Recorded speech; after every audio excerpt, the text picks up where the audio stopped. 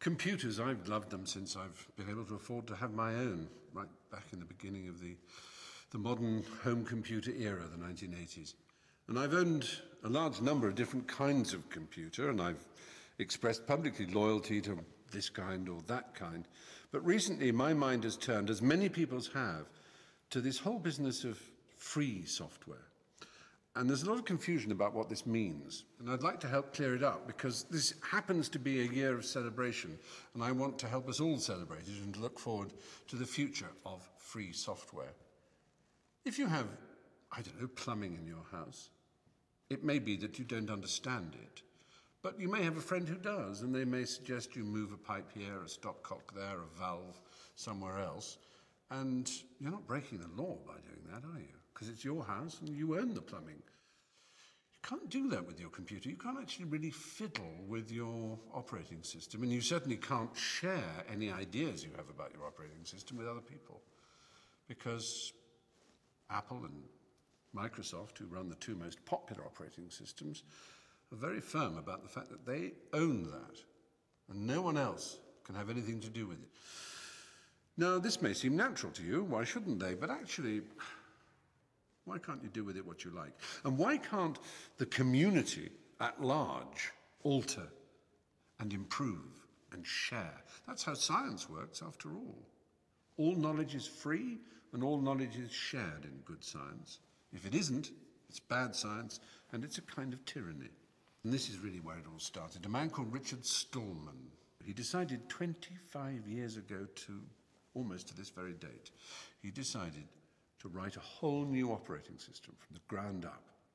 He called it GNU, which stands for GNU is not Unix, because it isn't. It's similar to Unix in many ways, but every element of it, every module, every little section of the code, and it's a gigantic code because it's to run on many, many platforms, is run by the community, is run by coders out there who are welcomed into the GNU community to help improve the software. Every distro, as they're called, every distribution of GNU is tested and worked upon and refined by people whose only interest is in creating the perfect operating system that can be used across the spectrum of platforms by as many users as possible.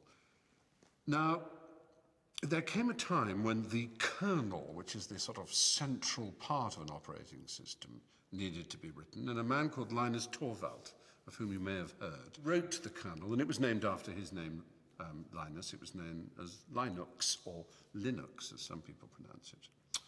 And Linux is the kernel that runs within GNU. And I'm here, as it were, simply to remind you that GNU and Linux are the twin pillars of the free software community. People who believe, and this is the important part, that software should be free, that the using community should be allowed to adapt it and adopt it, to change it, to improve it, to spread those improvements around the community, like science. That's basically what it's saying. In the same way that good scientists share everything and all knowledge is open and free, so it should be with an operating system. So if you're a supporter of GNU, if you're a supporter of Linux and Free Software Foundation, well, what can I do, you're probably wondering. The most obvious thing you can do is use a GNU Linux operating system on your own computer. It's a lot easier than you might think. Go to GNU.org and see if you can find a distribution that suits you. Probably, if you like a good graphical user interface, something like GNU Sense. GNU Sense. You'll see it there on GNU.org. Or, if you're a really smart cookie, you might want to do your own coding. You might want to contribute to the sum of knowledge that makes GNU and Linux what they are.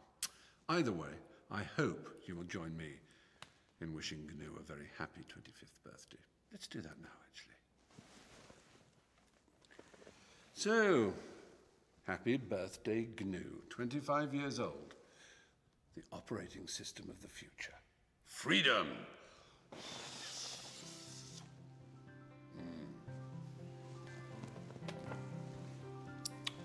Chocolatey good. The tastiest operating system